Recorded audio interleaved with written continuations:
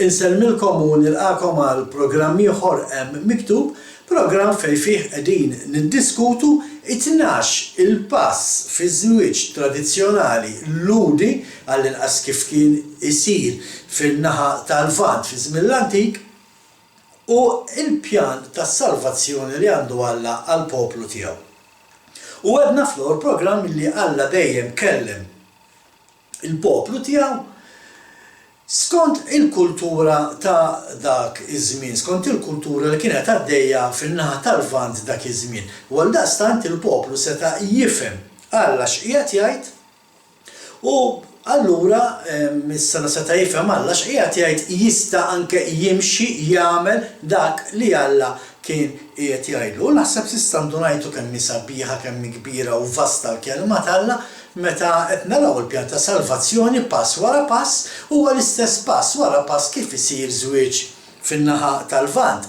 U s'issa rajna l-ewwel 8 punti fl-ewwel ġiex programmi rajna l-ewwel 4 fl-ewwel programm u t-tieni 4 fit-tieni programm.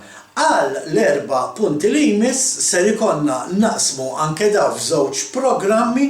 Allura ħanamlu ġiex programmi, ħanamlu żewġ passi, żewġ punti illum u żewġ punti fil-programm ieħor.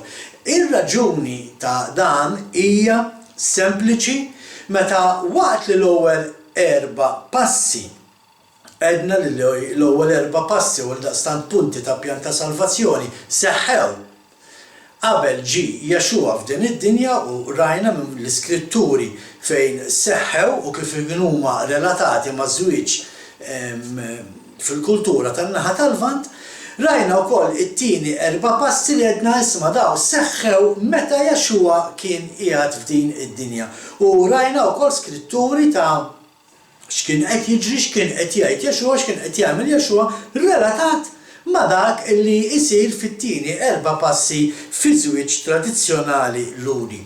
Għal daw l-4 passi li għandna issa li jonqosna l-aħħar 4 passi huma xi ħaġa futura.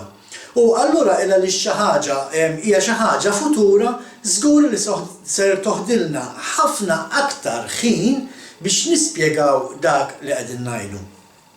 Nista' ngħidilkom araw li jkollkom il-Bibja magħkom f'daw il-programmi, jekk ma tkomx il-Bibja magħkom araw li jkollkom biex tikdbu u fuq ixtikbu ħadd niżlu daw l-iskritturi. Il għaliex l-ewwel għandna ħafna skritturi. Raġuni oħra l fejn kellna naqsmu dan il-programm nerġgħu fit-tnejn. Appart li għandna ħafna skritturi, ħansemmu skritturi illi ħafna forsi jaqraw u għax ma jafux, ma jkunux qed jifhmu Alla x'qiegħed jgħid f'da l-iskritturi. Bis-saħħa ta' dak li qed nitgħallmu f'dan it-tagħlim ta' żwieġ tradizzjonali ludi u l-pjan tas-salvazzjoni tagħna, dawn l-iskritturi jinfetħu aktar u issa nistgħu nifhmu l-kelma. Jiena mhux l-ewwel darba li nsib nies meta nitkellem magħhom u naqbduha fuq it-Testament l-Antik jgħidu li imma aħna l-Antik Testament kultant ma nifhmuhx. Hemm pereżempju jisemmu ħafna l-profeta Iżajja li ma jifhmux. Se naraw skritturi ta' Iżajja, se naraw skritturi ta' Eżekjel, ħanaraw skritturi ta' profeti illi ħafna ma jifhmux. Imma meta jiġu spjegati lilna wara l-istudju li jkun sar, mbagħad allura nistgħu nifhmu Alla x'qiegħed jgħid. U nistgħu nifhmu allura aktar issa aħna x'irridu nagħmlu biex nimxu wara dak li qed jgħid Alla, speċjalment jekk aħna irridu li nkunu l-arusa ta' Jexua u mhux biss il-mistednin għat-tieġ ta' Jexua. Hemm differenza, għadnilkom diġà u nerġa' nfakkarkom se nagħmlulkom programm fuq id-differenza ta' bejn l-arusa u l-mistednin biex issegwuna anke wara tispiċċa din is-sensiela. L-4 punti li għandna għalikom issa f'daw iż-żewġ programmi għaldaqstant għandna l-ewwel punt ser ikun l-arusa qed tistenna l-arus ġej għalija. Naraw il-11 il-pass huwa meta l-arus ser jiġi biex jieħu l-arusa u jippreżenta lil missieru. Naraw l-ikla li ħassir għat-tieġ tal-ħaruf fil-post fejn il-ħaruf lesta l-arusa tiegħu u mbagħad sa naraw l-ikla tat-tieġ li ħassir għal mistednin. Kif qed taraw, dan huma 4 punti li qatt iridu jseħħu u peress li qatt iridu jseħħu bħalma diġà għedtilkom se nieħdu naqa' fit-tul biex nispjegaw. Għalhekk ħanaqsmuhom f'ġiex programmi.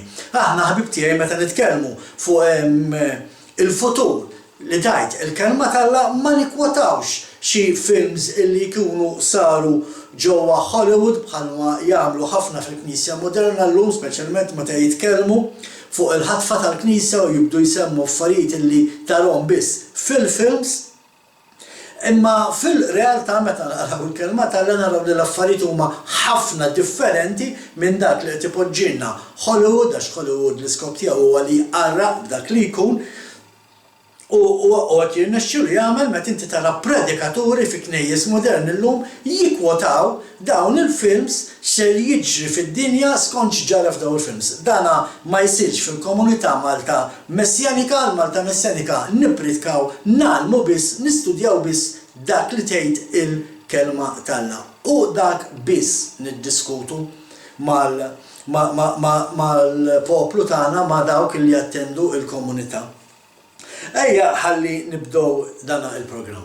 Il-programm qed ngħidu l-ewwel punt, waħed miż-żewġ punti li ħaniddiskutu llum huwa li l-arusa qiegħda tistenna lill-arus issa ġej. Mela rajna l-arus telaq, Jaxua għalinna ħammur il-list il-kompost fejn toqgħodu li ma kienx hekk ma kontx ngħidilkom u mbagħad għalinna niġi għalikom biex tkunu miegħi għal dejjem.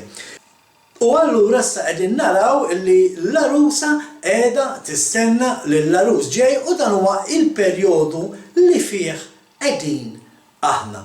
Aħna qegħdin f'dak il-perjodu, aħna l-arusa ta' Jaxua qed nistennew issa li Jaxua ilesti dawk il-postijiet u meta jgħidlu l-missier għax hekk għalilna Jaxua stess, meta l-missier jibgħatu jiġi għalina biex joħodna u jirrappreżentana lill-Alla l-missier. Dan huwa l-istadju fejn waslet il-Knisja ħanedula hekk il-poplu tal-Alla naħobb insejħilha l-Assembleja ta' Iżrael, assembli raġuni li hawn min jaħseb li l-Knisja Kristjana ħadet post Iżrael. Dan mhu minnu xejn, Iżrael kien għadu jibqa' dejjem il-mimmi ta' għajnejn Alla jibqa' jħobb. Alla jibqa' jħobb il-poplu Iżraelita għax dak huwa l-poplu tiegħu, aħna nagħmlu parti minn dak il-poplu u dastant ma ħadniex postu imma sirna biċċa minnu. Imma dak mhux is-suġġett tal-lum. Is-suġġett tal-lum huwa li aħna qed nistennew lil Jaxua ġej. U waqt li qed nistennew il Jaxua ġej, waqt li qed nistennew l-arus ġej għalina huwa importanti li nżommu ruħna indaf u puri. Issa li Jaxua ħallas għalina, issa li saret il-kitba, issa li bilna illi dak li qed jgħid Jaxua aħna ser nagħmluh u Jaxua wiegħed illi jekk nagħmlu dak li qalinnu u kien se jieħu ħsiebna, allura issa rridu neqgħu fidili ma' dik il-weda. M'għandniex dubju li anke bħalma ħanaraw issa u hekk hemm f'xi punti milli għandi Jaxua l-parti tiegħu għamilha. U allura huwa aħna illi rridu nżommu l-parti tagħna u rridu naraw li ma nkunux arusa adultera, rridu naraw li nkunu arusa ikkonsagrata, maqtuwa, isseparata, arusa verġni, arusa pura għal dak li ħallas il-prezz għalija. F'dan il-każ għal Jaxua. Mela qed naraw li waqt li qed nistennew li Jaxua ġej irridu neqgħu fidili. Fil-qosor kelma waħda rridu neqgħu fidili lejn l-arus tagħna anke waqt li mhux qiegħed magħna u ninsawx li ħallelna anke r-rigal li huwa l-Ispiritu Santu. U dan huwa dak li kien qed jgħid Pawlu fil-fatt lil Timotju jekk intom tmorru miegħi fl-ewwel ittra li Pawlu kiteb il-Timotju kapitlu 6 vers 12 Pawlu jgħidlu hekk għal Timotju. Tqabad it-taqbida tajba tal-fidi qis li tirbaħ il-ħajja ta' dejjem li għaliha kont imsejjaħ u li tagħha mill-sqarrija sabiħa quddiem ħafna xhieda. Mela qed jgħidilna Pawlu dik l-sqarrija li aħna minna quddiem ħafna xhieda, il-mamudija li aħna għamilna aħna meta nagħmlu l-mamudija tal-ilma nkunu qed nagħtu testimonjanza, nkunu qed nagħmlu stqarrija, nkunu xhieda ta' dak li qed ngħidu li qed iseħħ f'ħajjitna. Pawlu qed jgħidilna neqgħu fidili lejn dak. Dik il-weda li għamilna dakinhar li issa aħna ta' Ġesu huwa tagħna, aħna ta' Jexuwa huwa tagħna, mela irridu neqpaw fidili lejn dik il-weda. Hija taqbida tal-fidi għaliex għax hija ġlieda u hawnhekk ħanitkellmu issa fuq dak li qal Jexuwa dalwa, fuq dak li ħafna kultant jiddiskrivu naqra differenti, ma tibżax, ħanitkellmu pass pass. Ħanarawx qal Jexuwa fil-ktib tar-Revelazzjoni, kapitlu 3 vers 21. Fejn Jexuwa jgħid hekk: Lir-rebbieħ nagħtih li joqgħod ma' ġenbi fuq it-tron tiegħi. L-istess kif jien meta rbaħt qatt ma' ġenb missieri fuq it-tron tiegħu. L-istess jgħidilna fil-ktib tar-Revelazzjoni kapitlu 3 vers 12 fejn jgħid hekk Jexuwa wara. Ir-rebbieħ nagħmlu kolonna fit-tempju tal-Alla tiegħi. Mela hekk qed naraw żewġ stqarriji ta' Jexuwa fejn hu stess qed jgħid nisma' lir-rebbieħ nagħtih joqgħod ma' ġenb fuq it-tron tiegħi. Mela irridu nkunu rebbieħa lil dawk se jpoġġi fuq in-naħa tiegħu fuq it-tron Jexuwa lil dawk li huma rebbieħa. U għalhekk hija ġlieda ta' fidi, għalhekk irridu neqgħu niġġieldu sal-aħħar sabiex bħala arusa neqgħu indaf, neqgħu verġni u neqgħu puri. Ma nistgħux bħalma dejjem qedtilkom anke f'din is-sensiela ma nistgħux noqogħdu nduru ma' kurrieħ ta' twemmin differenti, ma nistgħux neqgħu niksru l-liġi tal-Alla, it-Tora, il-ketuba, il-kitba ta' żwieġ ġimgħa wara ġimgħa billi nwebsu rasna u nsabtu saqajna u neqgħu ngħidu li llum il-jum tas-Sibt m'għadux għalfejn ikun qaddis għalina. Hija xi ħaġa li ma nsibux fil-kelma tal-Alla, il-kmandament jgħidilna ftakru biex iżommu qaddis u huwa waħed mir-rekwiżiti sabiex inti tkun tista' tkun tikkwalifika biex tkun l-arusa ta' Jexuwa. Jekk inti m'intix ħatimxi mal-kelma tal-Alla, m'intix ħażomm il-liġi tal-kelma ta' Alla, inti ma tistax tikkwalifika biex tkun l-arusa ta' Jexuwa. Anke Jexuwa stess meta jitkellem fuq l-aħħar żminijiet, meta Jexuwa qiegħed jiddeskrivi x'ser jiġri minn hawn u ftit ta' żmien ieħor, żmien li fl-opinjoni tiegħi diġà beda bil-mod imma ġej żmien meta se jaġru l-affarijiet, it-tmiem ġej malajr fuq il-bniedem u wara x'qal Jexuwa meta qed jitkellem fuq dawk iż-żminijiet li ħajkunu tant koroħ li qatt ma kien hawn bħalhom sa mill-bidu tad-dinja jgħidilna Jexuwa, jidwejjaq li ħajkun hawn. Ma jkun qatt ma kien hawn bħalhom mill-bidu tal-ħolqien għaldaqstant għalhekk irridu noqogħdu attenti li l-ġlieda tagħna tkun ġlieda sal-aħħar. Mattew 24 vers 13 fejn jaqra hekk ara. Imma min jaqpa' jżomm sħiħ sal-aħħar dan isalva. U qed naraw hawnhekk allura illi Jexuwa ikompli billi jgħid dan l-Evanġelju tas-Saltna. Tajjeb, issa aħna rridu għax fil-fatt jaqra hekk ara. Imma min jaqpa' jżomm sħiħ sal-aħħar dan isalva. Dan l-Evanġelju tas-Saltna jixxandar lid-dinja kollha biex il-ġnus kollha jkollhom xhieda imbagħad jiġi it-tmiem. Dan il-programm huwa testimonjanza ħajja ta' dina il-profezija ta' dan li kien qed jgħid Jexuwa għaliex meta Jexuwa għal dan il-Vanġelu tas-Saltna ma kienx qed jitkellem fuq il-Vanġelu ta' Mattew, ma kienx qed jitkellem fuq il-Vanġelu ta' Marku jew ta' Ġwanni jew inkella fuq ta' Luqa għax kienu għadhom ma nkitbux. Mela l-mistoqsija hija waħda x'Vanġelu kien qed jirreferi għalih Jexuwa. Mela il-kelma Vanġelu, irridu naraw xi tfisser il-kelma Vanġelu l-ewwel u l-kelma Evanġelu tfisser illi hija l-bxara t-tajba, il-bxara t-tajba tas-Saltna. U l-bxara t-tajba tas-Saltna insibuha fil-liġi ta' Alla, fit-Tora. Mela dak li kien qed jgħid Jexuwa hawnhekk dina t-Tora tas-Saltna tixxandar mad-dinja kollha biex il-ġnus kollha jkollu xhieda u mbagħad jiġi jitmiem biex ħadd ma jkollu skużu jgħidlu ma kontx naf kif irrid nipprepara ruħi biex inkun l-arusa tiegħek. Ejja ħalli nkomplu. Għaliex qed ngħidu dan għaliex dan iwaqqa l-argument Tajjeb, illi issa għax inti sirt Kristjan, m'hemm xejn aktar xwieħed għandu jagħmel. Din hija xi ħaġa li nisimgħuha meta n-nies jiġu msejħa wara service fil-knejjes biex jagħtu ħajjithom lil Jaxua u jgħidulhom isma' issa li inti għandek il-Ġesu f'ħajtek m'għandek għalfejn tagħmel xejn aktar. Al kontrarju, Pawlu mhux qed jgħidilnek, anzi Pawlu qed jgħidilna isma' tridu tiġġieldu issa, tridu tiġġieldu biex ma toqgħodu attenti li ma terġgħux taqgħu f'dik il-ħajja li kontu għaddejjin minnha qabel. Hija ġlieda li x-xitan se jqpa jittantak kemm jista' biex jipprova jerġa' jwaqqak. Fil-fatt hawnhekk fejn waħda mill-iskritturi illi rridu nispjegaw biex ħafna jifhmuna x'qed ngħidu, tinsewx aħna qed ngħidu li rridu nżommu ruħna puri, ruħna ikkonsagrati, rridu nżommu lil nfusna fidili lejn l-arus tagħna. Għaliex għax l-arus tagħna l-parti tiegħu għamilha. U għamilha dinna narawha meta fil-Vanġelu ta' Ġwanni, kapitlu 19 vers 30, Jaxua jgħid illi kollox kien mitmum.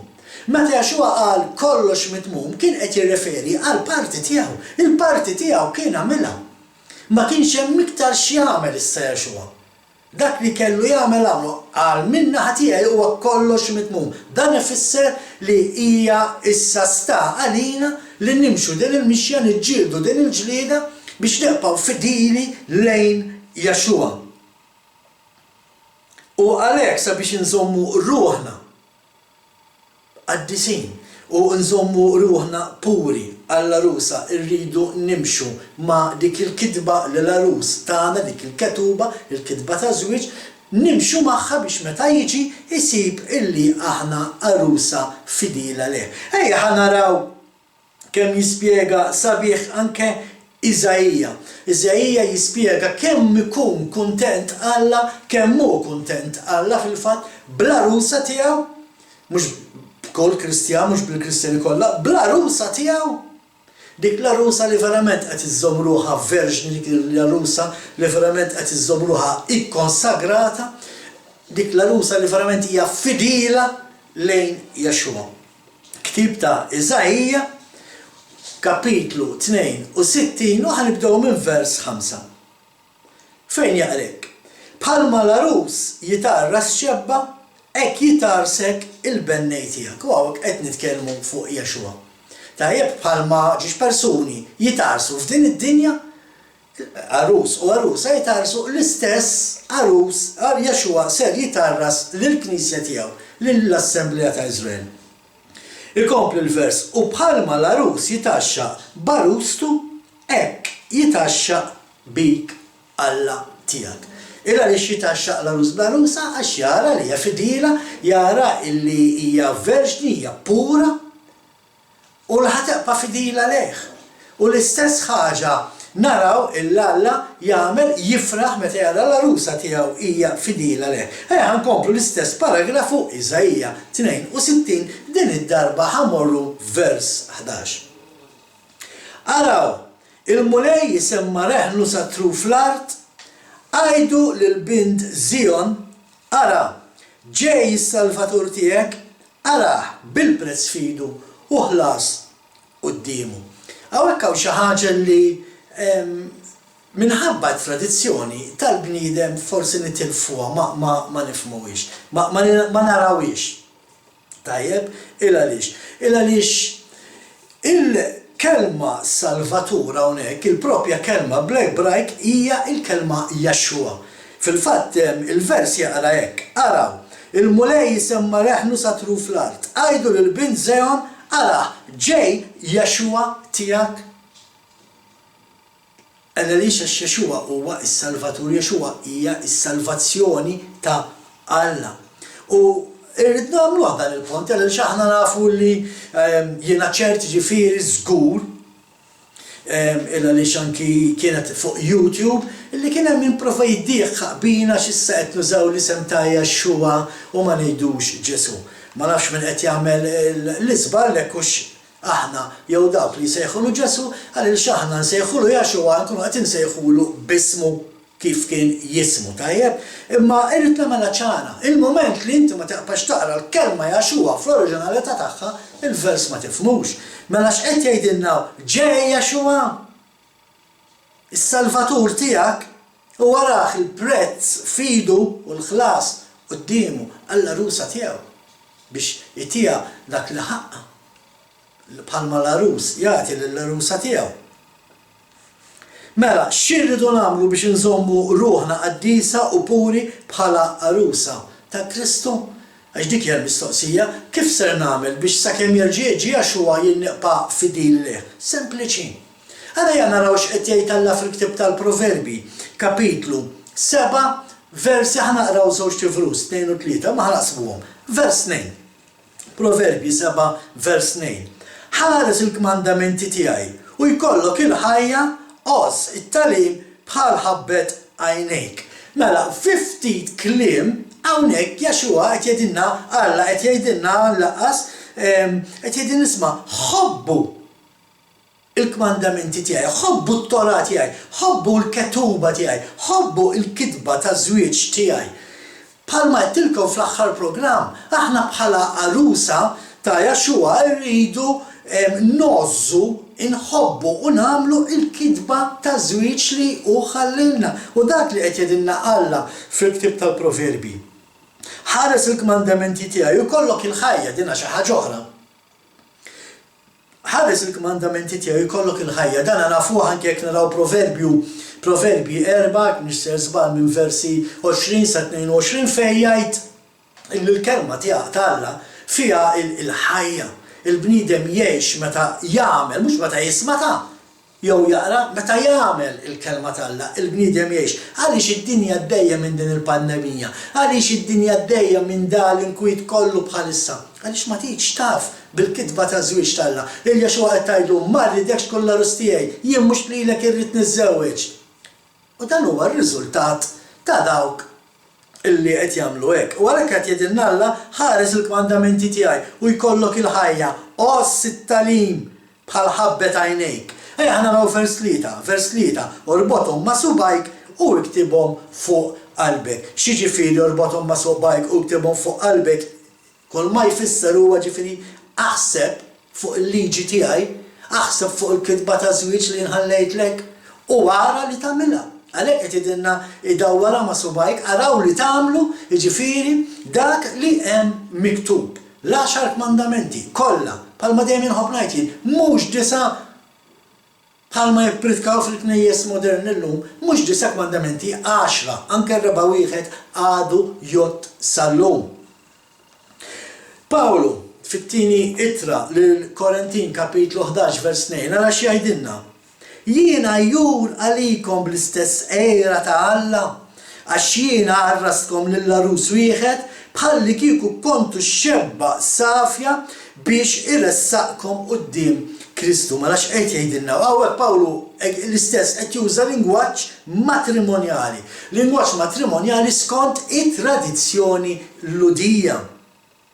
Bir-raġun Pawlu qed jgħidilna għajjur għalikom. Għax ma ninsawx bib tiegħi illi dak kollu li aħna llum għandna dritt għalih kien hemm żmien fejn kien biss għall-poplu Iżraelit.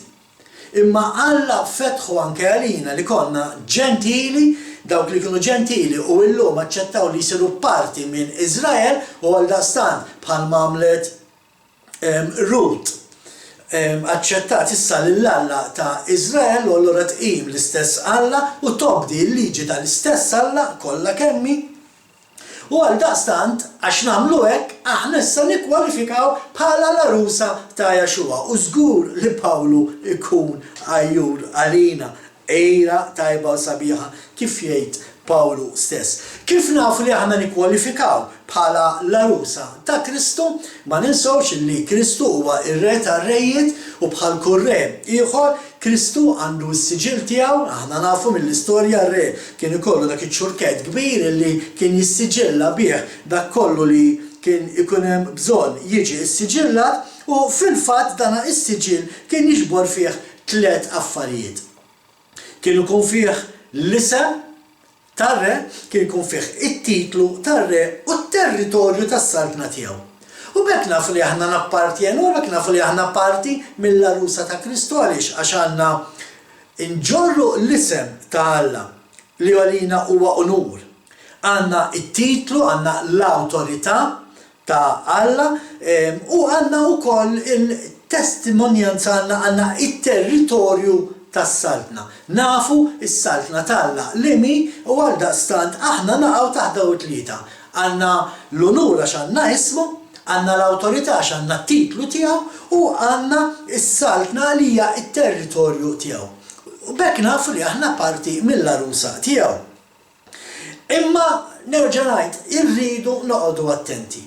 Dawn nistgħu nitilfuhom jekk nażlu li ma nimxux mal-kelma ta' Alla. Araw x'ġara anke skont li jgħidilna l-profeta Ġeremija. U qed taraw kemm għandna skritturi għalhekk qed neħdu naqa' fil-ħin biex nispjegaw dawn l-aħħar 4 punti. Ġeremija kapitlu 6 versi 16 sa 19. Dan jgħid il-mulej, ifqu fit-toroq u ħarsu, staqsu għal modijiet ta' dari fejn jitriq it-tajba u waqbdu lilha. U hekk issibu il-mistrieħ għal ruħkom imma huma wieġbu fiha ma nimxux. Jien qed fuqhom l-assis u għattilhom, għatu widen għall-leħen it-tromba u huma wieġbu ma rridux nagħtu widen. Għalhekk ħajsimhu l-ġnus u tifhem il-ġimgħa x'ser jiġri fosthom. Isma' art, arani ħanġib fuq dan il-poplu ħsara, frott ta' famintom għax ma tawx widen għall-kliem u l-liġi tiegħi ċaħduha. Mela dana nistgħu nkissruh juħdilna mill-inqas 4 programmi biex inkissru dana it-tlet tifrus, imma fuq ħanejdu x'qed jgħid il-mulej. Il-mulej qed jgħid isma' ħarsu fittxu triq l-antika. F'kelma waħda qed jgħidilna fittxu it-triq tal-liġi tiegħi, fittxu it-Tora. Huma qalulu le ma rridux nimxu f'dik it-triq. Bħalma ħafna llum qed jgħidulu meta jgħidu li isma' m'għadniex taħt il-liġi. U qed jgħidilna li tal-li m'għamlux hekk għax ma tawx widen għat-tromba, issa nitkellmu fuq għadina għal-ħoss ta' tromba ta' imma qed jgħid li minħabba il-frott ta' femintom, jiġifieri huma aħna li qed nażlu, aħna li għandna l-fehma li ma rridux nimxu warajh u ta' dan irridu impattu għal dawk li jaslu li ma jimxux warajh. Sewwa?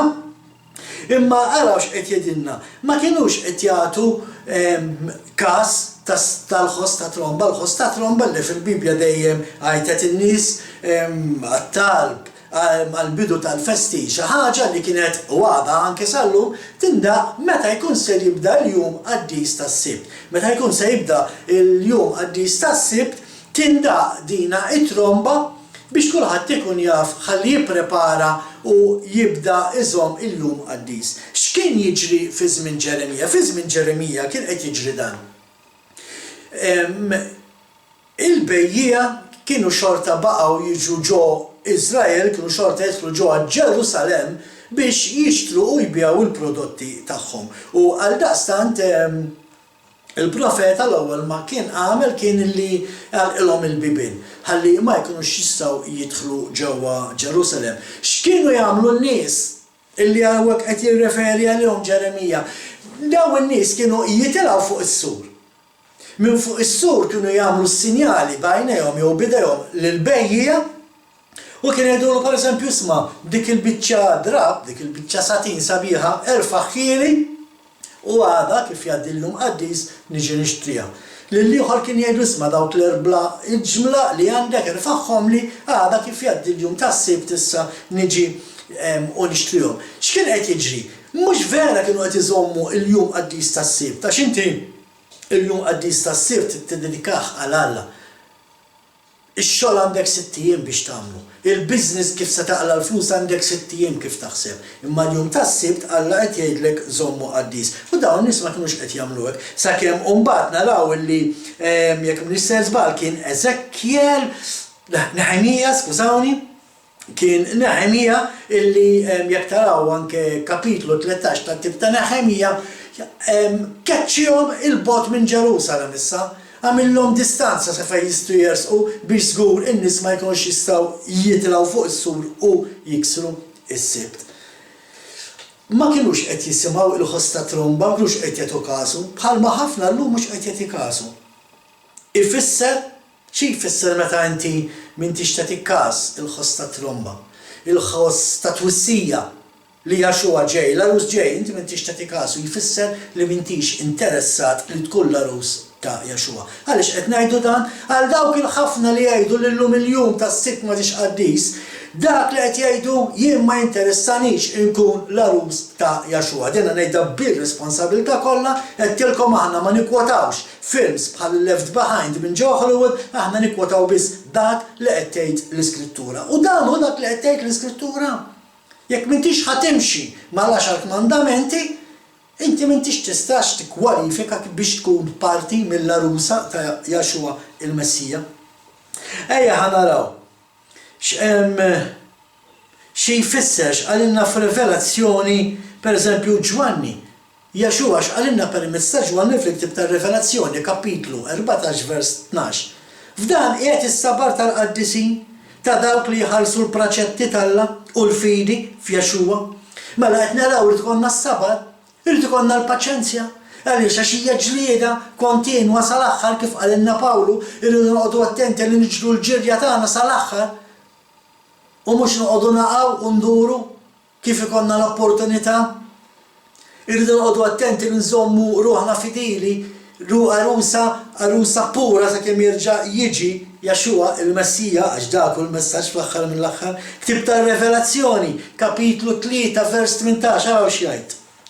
Jien nagħtik parir, dan Jaxua qed jitkellem, jien nagħtik parir biex tixtri minn għandi deheb imsoffi bin-nar. Ħalli tistana u ilbes abjad ħalli jkollok tilbes u tagħti lajb tal-era tiegħek u wkoll ungwent ħalli tidlek għajnejk u tkun tista' tara. X'qed jgħid hawnhekk Jaxua permezz ta' Ġwanni? Qed jgħidin nisma' ixtru minn għandi deheb imsoffi bin-nar. F'kelma waħda qed jgħidilna kunu lesti biex tgħaddu mill-persekuzzjoni, kunu lesti biex tgħaddu mit-tribolazzjoni, biex intom tissaffu bħalma d-deheb jissaffa minn ġo n-nar. Biex nixtru d-deheb minn għand Jaxua jfisser li irridu ngħaddu mill-persekuzzjoni. Din hija xi ħaġa li l-arusa tittgħaddi minnha u għalhekk irridu noqogħdu attenti li ma nċedux u ma naqgħux. Araw x'jgħid Iżajija ħanarġgħu mmorru kapitlu 61 din id-darba ħammorru vers 10. Nifraħ fuq li nifraħ bil-mulej taqbes bil-ferħ ruħi ballaq tiegħi. Għax hu libisni l-ilbies tas-salvazzjoni, se nerġgħu nitkellmu fuqha di, bil-mantar tal-ġustizzja tieni bħala rus imżejjeb kuruna bħala rusa tlellex bil-ġwawar tagħha. Mela, biex libbisni qed jgħid Iżajija hawnhekk biex libbisna Alla għax hu libbisna bil-biss Jaxua. Salvazzjoni. Dik hija l-kelma, Jaxua. Irridu nibsu lil Jaxua minn fuq s'isfel u biex nibsu lil Jaxua ma jistax ikun noqogħdu ma nimxux mal-liġi tiegħu, ma nistgħux noqogħdu ngħidu m'għadniex taħt il-liġi issa l-liġi ma tixtott għalina. Ma tistax inti tkun imlibbes il-Jaxua. Mhux qed nitkellmu issa fuq spiritwalità kif jara l-bniedem, ma x'qed jgħid Alla. X'inti tista' tara ħafna nies spiritwali, anke l-Hinduisti għandhom nies spiritwali, anke fl-Islam hemm nies spiritwali, il-Buddisti, il-qassisin Buddisti kollu ma spiritwali, imma huma imlibsin lil-Jaxua. Dak l-argument, dak huwa il-punt. U hawnhekk ngħaddu għal l-10 pass. Issa l-arusa purifikata, imnatfa, ikkonsagrata qed tistenna l-arus ġej u fl-10 pass ħanaraw meta l-arus issa jiġi minn dar missieru u jiġi għall-arusa biex joħodha għand missieru. Tradizzjoni antika tan-naħa tal-Lvant kienet li l-arus kien imur lura għall-arusa tiegħu f'nofs il-lejl. Din xi ħaġa li anki Jaxua jirreferi għaliha f'nofs il-lejl meta ħadd ma jkun qed jistenniha ħaqqas l-arusa. U għalhekk irridu noqogħdu attenti li ma jmurx jiġi u nimmissjawh, ma jmurx jiġi u jħalli nofs l-arusa jieħu 5 biss u l-5 l-oħra jaqbgħu barra. Jiġi biex jieħu l-arusa f'nofs tal-lejl biex issir iċ-ċelebrazzjoni ta' żwieġ f'dar missieru. Normalment miegħu kienu kollu il-sħabu ġejjin jifirħu miegħu, jagħmlu l-istorbju li jgħajjatu jkantaw fi triq, bekk kienu jkunu jafu li ġej l-arus u kienu jmorru jgħidu l-arus isma' ħsieb għax wasal ġej l-arus u kienet tipprepara ruħha biex kien jiġi jħabtilha l-bib isiba lesta. Daqshekk sabiħa l-kelma tal-Alla ħbib tiegħi. L-istess il-miġġa ta' Jaxua se tkun imħabbra bl-istess ħoss, bl-istess storbju, ħankunu nafu li Jaxua ġej, illa li xax se jkun hemm dik id-daq ta' tromba illi Pawlu jirreferi għalija fil-litra ta' l-ewwel Tessalonkin, Tessalonkin kapitlu 4 vers 16 fejn jaqrek kara. Għaliex il-mulej innifsu mal-kmant mal-leħen tal-arkanġlu u tromba talla jinżel mis-sema u dawk li jkunu mietu fi Kristu iqumu l-ewwel. Mela hekk qed jitkellem dan fuq id-daq ta' tromba, daq ta' tromba li ħajkun qawwi biżżejjed biex iqajjem anke il-mejtien mill-mut. Irridu noqogħdu attenti li bħalma Jaxua wettaq il-festi l-oħra fil-ġurnata tagħhom ħabib tiegħi. L-istess fil-festi li ġejjin issa fix-xitwa, dal-programm qed jiġi rrekordjat ormai f'Marzu, imma fix-xitwa f'Settembru, Ottubru aħna niċċelebraw festi illi din hija waħda minnhom. Jom terruha, il-jum tad-daq ta' trombi. Bħalma Jaxua ġie maqtul fl-ikla tal-Għid il-Kbir, u bħalma Jaxua qam mill-mewt fil-festa ta' l-ewwel frott u bħalma l-Ispiritu Santu jiġi ċċelebrat 50 jum wara l-aħħar festa, l-istess Jaxua dik it-tromba li ħatindaq biex jiġi Jaxua l-orsa tiegħu ħatindaq f'din il-ġurnata fil-jum tad-daq ta' trombi.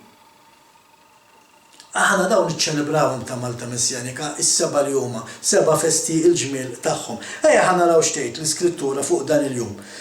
Levitiku, kib ta' Levitiku kapitlu 23 versi 24 u 25. Kellem il-ulied Iżrael u għejdilhom fis-7 xahar fl-ewwel tax-xahar ikollkom mistrieħ kbir ma tmurx għax-xogħol, xabat.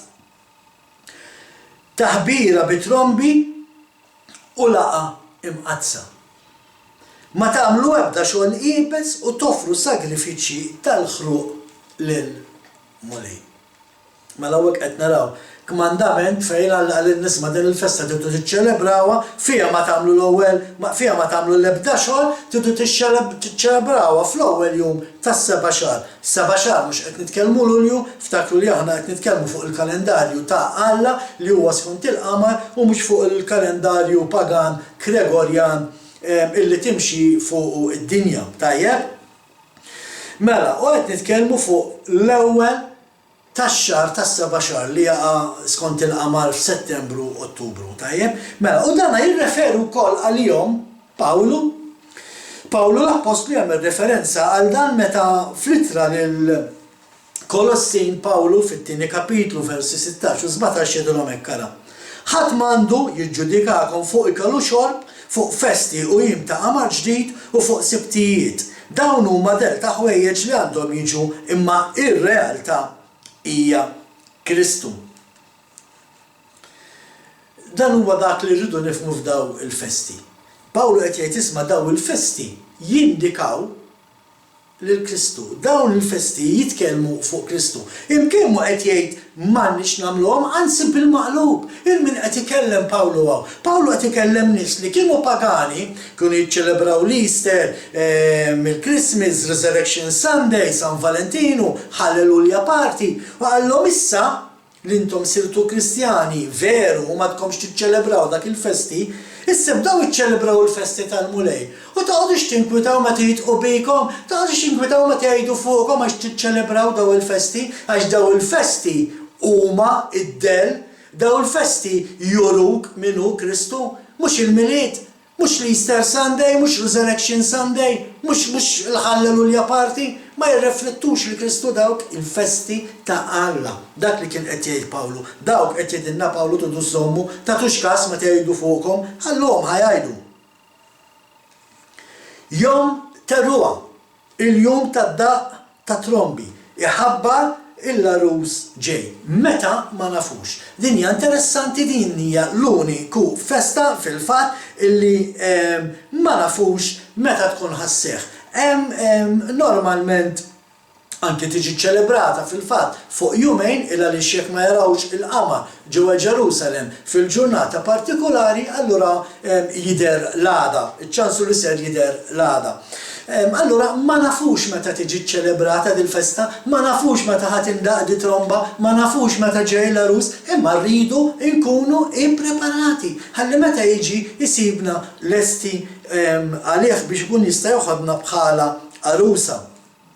Din il-festa waraja mbagħad hemm festa oħra issa nsemmu aktar fil-programm li jmiss jekk m'iniex sejjer żball il-Jom Kippur nadula l-festa ta' l-espazzjoni jew nkella biex nitkellmu bil-Malti ħafif festa ta' tindif fejn Jexua jnaddaf l-arusa tiegħu tajjeb.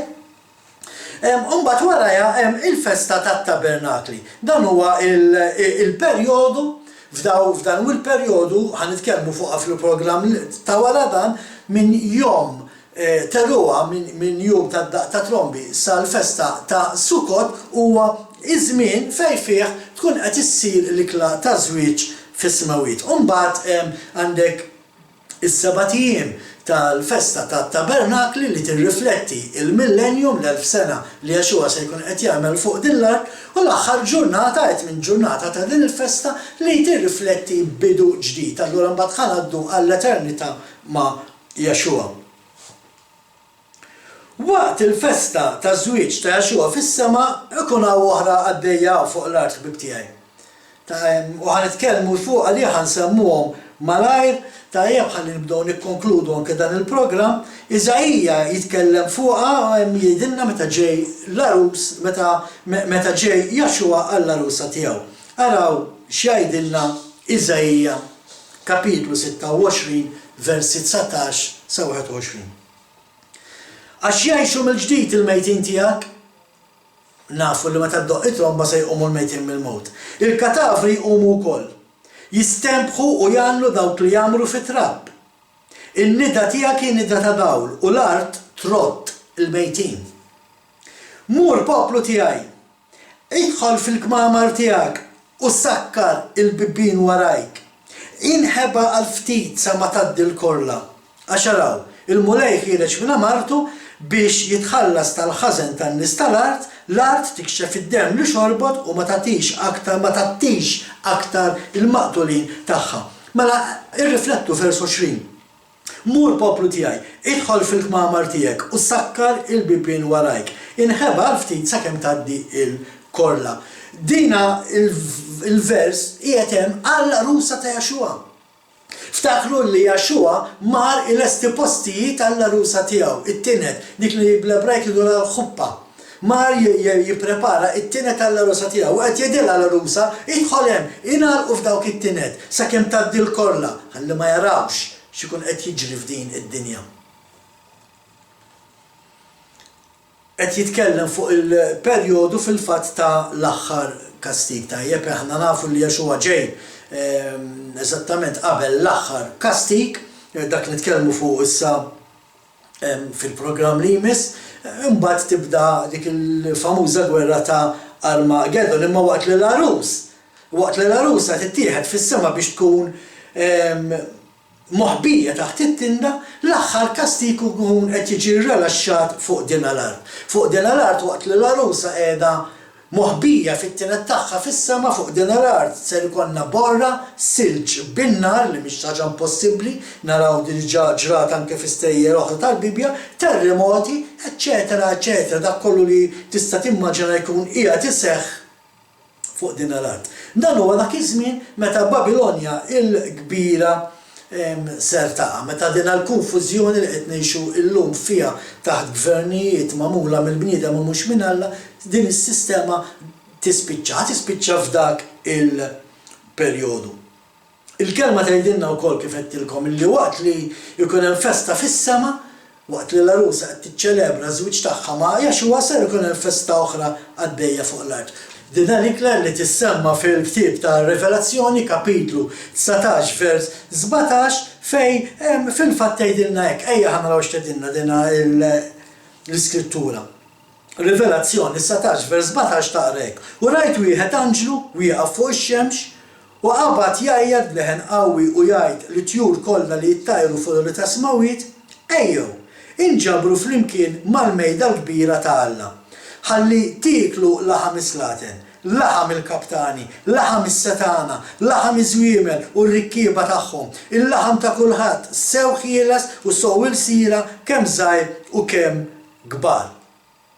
Mela qed naraw li waqt li hemm festa għaddejja fis-sema, ikla għaddejja fis-sema, fid-dinja għaddejja ikla oħra ma' din id-darba ikla differenti.